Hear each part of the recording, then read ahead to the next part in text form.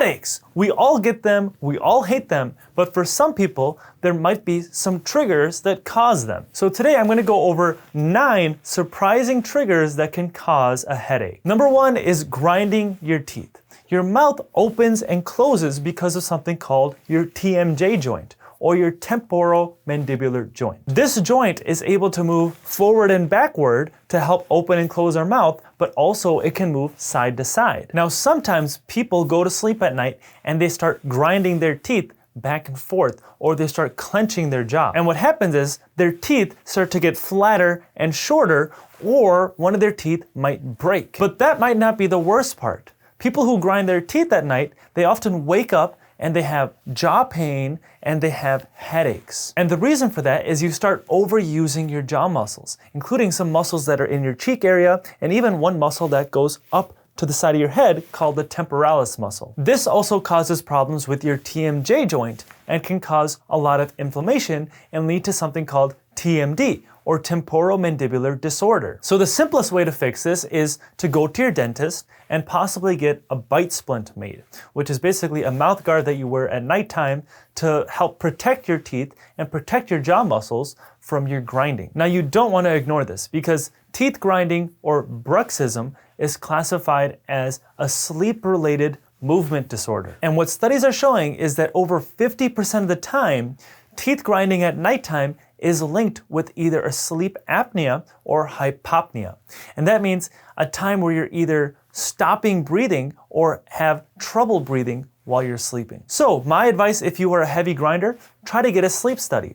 And you might even want to try more natural methods to improve your sleep as well. So I actually go over natural ways to improve your sleep and potentially prevent sleep apnea, and I'm putting a link to that video in the description below, so make sure you check that out. Number 2 is dehydration. So being dehydrated can both cause and make a headache even worse. Now, we all know that you can become dehydrated by not drinking enough water, but you can also get dehydrated from it being too hot outside or if it's too cold outside.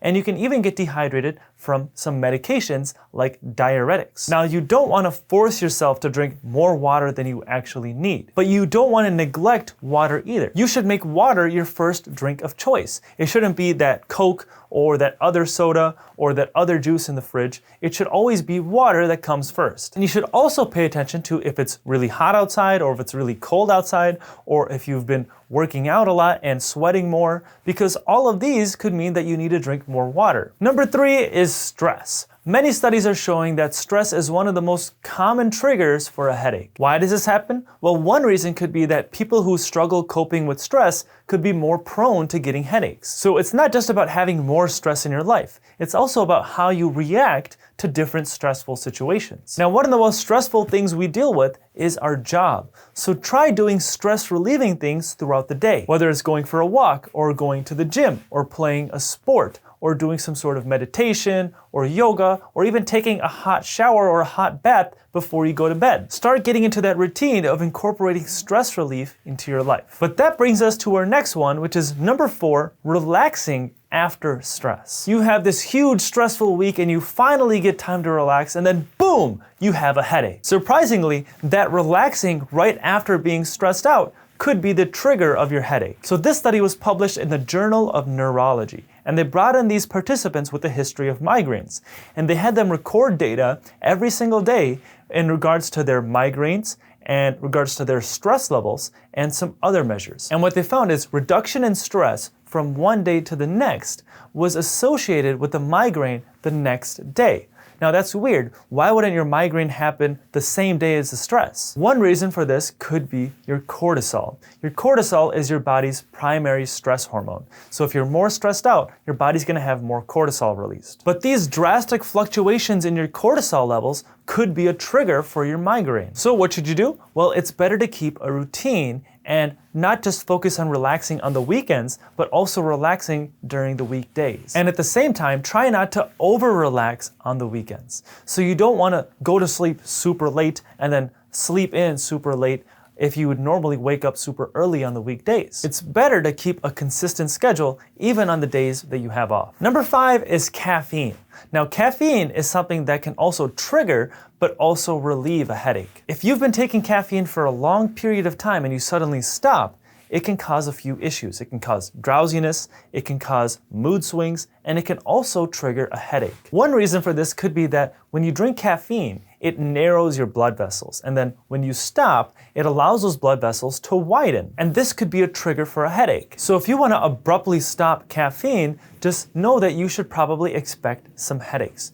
Or another way to stop caffeine could be to taper it off slowly. Now, just like you can get a caffeine withdrawal headache, you can also get a caffeine headache from just drinking too much caffeine. If you're new to drinking caffeine and you have a bunch at once, then this can also trigger a headache. So if you want to stop caffeine, try to taper it off slowly. If you want to start drinking caffeine, start drinking it slowly. Or you could also try improving your sleep, which brings us to our next trigger of a headache, which is number 6, not getting enough sleep. Right now, across all developed nations, 2/3 of adults are not getting the recommended 8 hours of sleep a night. Now, a lack of sleep can contribute to a lot of health issues, including a headache. So this study was published in the Journal of Pain, and they found that a lack of REM sleep was associated with more painful headaches. Why does this happen? Well, there's evidence that a lack of sleep can actually lower your pain threshold, meaning it's not as hard for you to feel pain. Now, what is REM sleep and when does this happen?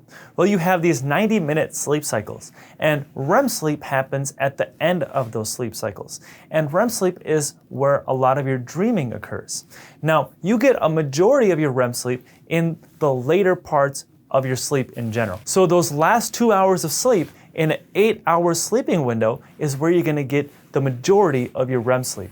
So if you're someone that is constantly waking up too early, then you're constantly gonna be cutting yourself short of REM sleep. So make sure you're focusing on getting those full 8 hours of sleep. Now, number 7 is perfumes. Now, it's not just perfumes, but it's really any strong scents. A survey found that strong scents are one of the top triggers to a migraine. And another study in Scientific Reports found that migraines are associated with 6 different odor groups. Those groups were classified as fetid odors, which is something really smelly, not surprising there, cooking products, oil derivatives, shampoo and conditioner, cleaning products, and lastly, perfumes, insecticides, and rose scents were all part of the last group. So how do you know if one scent or another is causing your migraine? Well, I'd recommend keeping a migraine journal. So anytime you get a migraine, write it down on your journal and see what you can associate cause that migraine. Number 8 is having bad posture. Having bad posture can lead to a lot of pain in your upper back,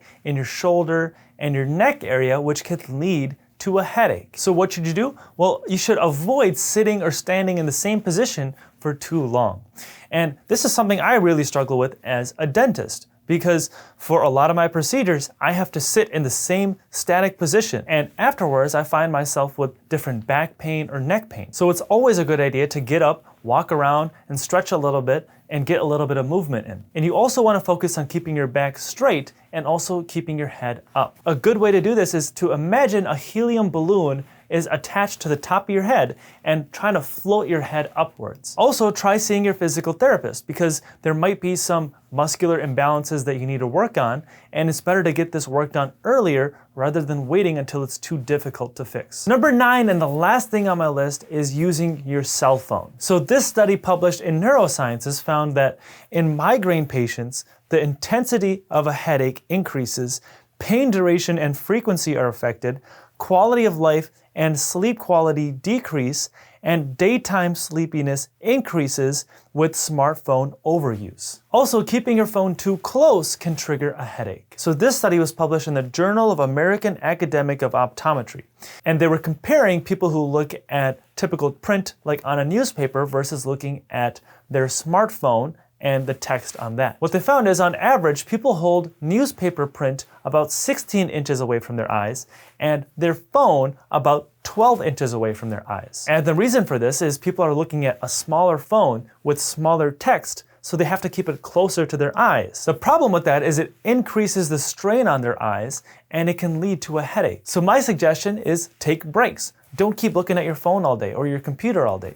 Take a break, go walk around, and then come back to it. Also, try increasing the text size on your phone so you don't have to hold it as close to your eyes. If you're sedentary most of the time, losing fat for you is going to be a little bit harder. Now, you still need to do the basics. You still need to go to the gym. You still need to focus on your diet. But losing fat for you is going to be a lot harder than someone whose job it is to always be on the move, like a mailman or a construction